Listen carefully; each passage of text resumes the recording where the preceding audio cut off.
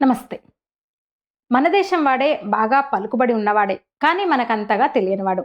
అయితే ఈ మధ్య ఆయన గురించిన సమాచారం బయటకొస్తుంది. వార్తలు బయటకొస్తున్నాయి. అతనే విజయ్ మహాజన్. రాహుల్ గాంధీ ముఖ్య సలహాదారులో ఒకడు. గాంధీ కుటుంబానికి చెందిన రాజీవ్ గాంధీ ఫౌండేషన్ అనే ఎన్‌జీఓకు సీఈఓ. 2024లో రాహుల్‌ను ఈ దేశ ప్రధానిని చేసే లక్ష్యంతో అంటే అప్పటి లోక్సభ ఎన్నికలకు ఆయనను సంసిద్ధం చేయడానికి, ఆయనకు ప్రచారం కల్పించే ఉద్దేశంతో మొదలుపెట్టిన భారత్ జోడో యాత్ర సూత్రధారి కూడా ఈ విజయ్ మహాజన్. యోగేంద్ర యాదవ్ ఈయనకు కుడిభుజం. ఇక భారత్ జోడో అభియాన్ యాత్రకు సంబంధించి జనరల్ సెక్రటరీ నదీం ఖాన్. ఈ నదీం ఖాన్ పౌర హక్కుల సంఘాల జాతీయ అధ్యక్షుడు. ఇస్లామిస్ట్, కమ్యూనిస్ట్ ఎకోసిస్టంతో చాలా సన్నిహితంగా పనిచేస్తాడు. మీకు డౌట్ ఉంటే బంగ్లాదేశ్లో యూనస్ పాలన వచ్చిన తర్వాత భారత్ జోడో అభియాన్కు జనరల్ సెక్రటరీగా పనిచేసిన ఈ నదీం ఖాన్ పోస్ట్ చేసిన ఫేస్బుక్ పోస్ట్ చూడొచ్చు. అందులో బంగ్లాదేశ్లో ఆవామీ పని అయిపోయింది, దొంగదారుల్లో ఎన్నికల్లో గెలిచే వారికి ఇలాగే అవుతుంది, ఇక్కడ కూడా అంటే భారత్లో కూడా త్వరలో ఇదే జరగబోతుంది అన్నది ఆ పోస్ట్ సారాంశం అన్నమాట.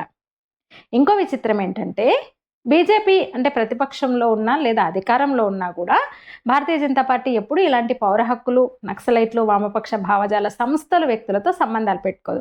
అయితే కాంగ్రెస్ అధికారంలో ఉన్నప్పుడు మాత్రం ఈ పౌర హక్కుల నేతల మీద, నక్సల్స్ మీద, వామపక్షాల వాళ్ళ మీద కేసులు పెట్టి జైళ్ళలో పెడుతుంది. కానీ ప్రతిపక్షంలోకి రాగానే వీళ్ళు కూడా పాత పగలు మర్చిపోయి సిగ్గు ఎగ్గు వదిలి ఒకరికొకరు మద్దతుగా ఉంటారు, కలిసిపోతారు.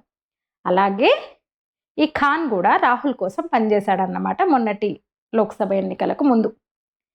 ఇక ఇప్పుడు విజయ్ మహాజన్కి సంబంధించి మరొక లింక్ ఒకటి కూడా బయటపడింది. అతను బంగ్లాదేశ్ ఇప్పుడు ప్రధాని యూనస్ లాగే రకరకాల ఫౌండేషన్లకి ఆయన సృష్టిస్తాడనమాట.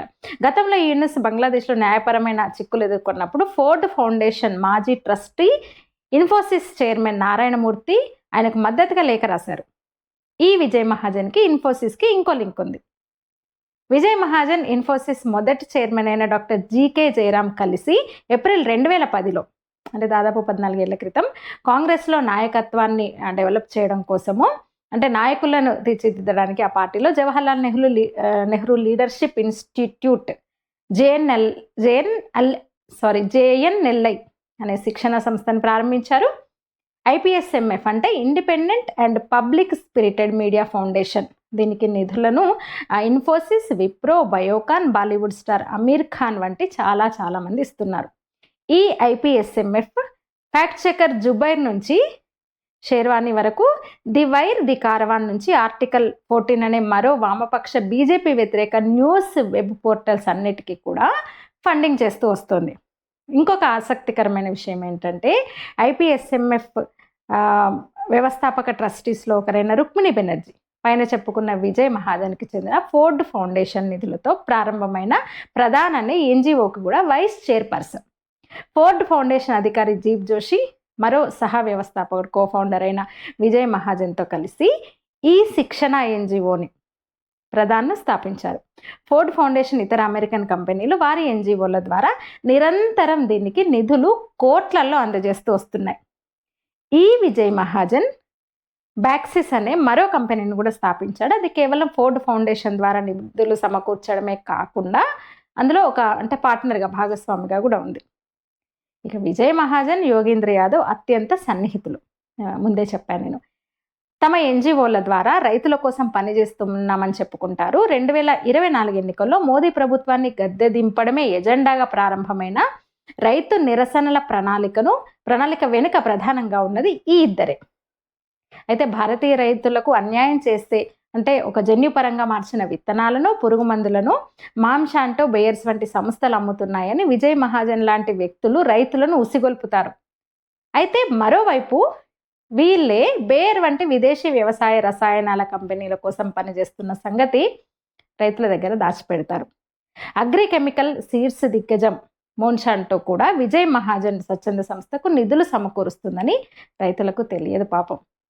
అంటే మా ఎన్‌జీఓలకు నిధులు ఇవ్వకపోతే రైతులను రెచ్చగొడతాం అని ఆ కంపెనీలను వీళ్ళు ఏమన్నా బ్లాక్మెయిల్ చేస్తూ తమ ఎన్‌జీఓలకు నిధులు రాబడుతున్నారేమో తెలీదు, అంతే అయి ఉంటుంది ఖచ్చితంగా. ఇక ఫోర్డ్ ఫౌండేషన్ అనేది CIA యొక్క పరోక్ష విభాగం. వివిధ దేశాల్లో అమెరికా ప్రయోజనాల కోసం ఇది పనిచేస్తుంది. తమ వైపు అంటే తమకు అనుకూలంగా లేని ప్రభుత్వాలను, దేశాలను, ఆ దేశ నాయకులను, రాజకీయ పార్టీలను అంటే టార్గెట్ చేస్తూ నిఘా పెట్టి వాటికి అంటే రకరకాల వ్యతిరేకంగా సమాచారాలు లీక్ చేయడం, వాటికి సంబంధించిన ఇన్ఫర్మేషన్ లీక్ చేయడము, ఆ ప్రభుత్వాలకు, రాజకీయ పార్టీలకు, రాజకీయ నాయకులను ఇబ్బందులకు గురి చేయడము ఈ సిఐఏ ప్రణాళికలో ఒక ముఖ్యమైన ప్రణాళిక. సిఐఏ లీక్ అయిన అత్యంత రహస్య పత్రం ఒకటి అప్పట్లో బయటకు వచ్చింది. దాని ప్రకారం 2010 నుంచి కూడా బీజేపీ, అమెరికా రహస్య సంస్థ నిఘాలో ఉంది భారతీయ జనతా పార్టీ. కాంగ్రెస్ పార్టీ లేదా మరే ఇతర రాజకీయ పార్టీల మీద అది నిఘా పెట్టలేదు. ఎందుకంటే ఫోర్డ్ ఫౌండేషన్తో వాళ్ళకున్న సంబంధం, అందుకని ఉపేక్షించారేమో. మీకు తెలుసా, ఎటువంటి ప్రభుత్వ అనుమతులు కూడా పొందకుండానే కేవలం నెహ్రూ ఆహ్వానం మేరకు ఈ ఫోర్డ్ ఫౌండేషన్ నెహ్రూ కాలం నుంచి కూడా, నెహ్రూ హయాం నుంచి కూడా దశాబ్దాలుగా మన దేశంలో తనకు నచ్చిన విధంగా కార్యకలాపాలు నిర్వహించుకుంటూ వస్తుంది, తనకు నచ్చిన విధంగా. ఇక 2002లో గుజరాత్ అల్లర్ల సమయంలో నాడు మోదీ అక్కడ సీఎంగా ఉన్నారు. మోదీకి వ్యతిరేకంగా పనిచేయడానికి ఏర్పడిన తీస్తా తెసల్వాద్ వంటి వాళ్ళు ఏర్పాటు చేసిన ఎన్జిఓలో కూడా, తీస్తా ఎన్జిఓలో కూడా ఈ ఫోర్డ్ ఫౌండేషన్ కోట్లలో నిధులు సమకూరుస్తూ వస్తుంది. ఇలా ఎటువంటి అనుమతులు లేకుండానే దేశంలో ఫోర్డ్ ఫౌండేషన్ పనిచేస్తోందని 2014లో మోదీ ప్రభుత్వం వచ్చిన తర్వాతనే ఈ సంగతి బయటపడింది, దేశ ప్రజలకు తెలిసింది. దాంతో ఇక్కడ పనిచేయకుండా నిషేధం విధిస్తారేమోననే భయంతో మోదీ అంటే సర్కారుతో చర్చలు జరిపి ఇక్కడి భారతీయ చట్టాల ప్రకారం తీసుకోవాల్సిన అన్ని అనుమతులను అప్పుడు తీసుకుంది మోదీ ప్రధానమంత్రి అయ్యాక. మీరు అంటే నేను కొన్ని విషయాలు ఇక్కడ ప్రస్తావిస్తాను. ఈ సమాచారాన్ని మీరు పరిశీలిస్తే లింక్స్ ఎక్కడి నుంచి ఎక్కడికి లింకులు ఉన్నాయో అర్థమవుతుంది. విజయ్ మహాజన్కి సిఐఏ అనుబంధ ఫోర్డ్ ఫౌండేషన్కి లింక్ ఇందాక చెప్పాం. ఇదే విజయ్ మహాజన్ గాంధీ కుటుంబ రాజీవ్ గాంధీ ఫౌండేషన్ ముఖ్య అధికారిగా ఉన్నాడు. ఇదే మహాజన్కి చెందిన ఎన్జిఓ ఫోర్డ్ ఫౌండేషన్ మాజీ ట్రస్టీ నారాయణమూర్తికి చెందిన ఇన్ఫోసిస్తో కలిసి కాంగ్రెస్ నాయకుల కోసం శిక్షణా కేంద్రాన్ని నిర్వహించింది. ఇదే మహాజన్ రైతు ఉద్యమం వెనుక భారత్ జోడో యాత్ర వెనకాల కూడా ఉన్నాడు. ఇదే ఫోర్డ్ ఫౌండేషన్ మోదీకి వ్యతిరేకంగా పనిచేస్తున్న ఎన్జిఓలకు, మీడియా సంస్థల కిందాక చెప్పేది ఆల్ట్ న్యూస్ మహమ్మద్ జుబైర్ ఇలాంటి మీడియా సంస్థలకు నిధులు సమకూరుస్తుంది. ఇదంతా ఏదో దీర్ఘకాలిక ప్రణాళిక కోసం ఏర్పడిన సాలెగూడులు అనిపిస్తుంది కదా, ఆలోచించండి. Thank you.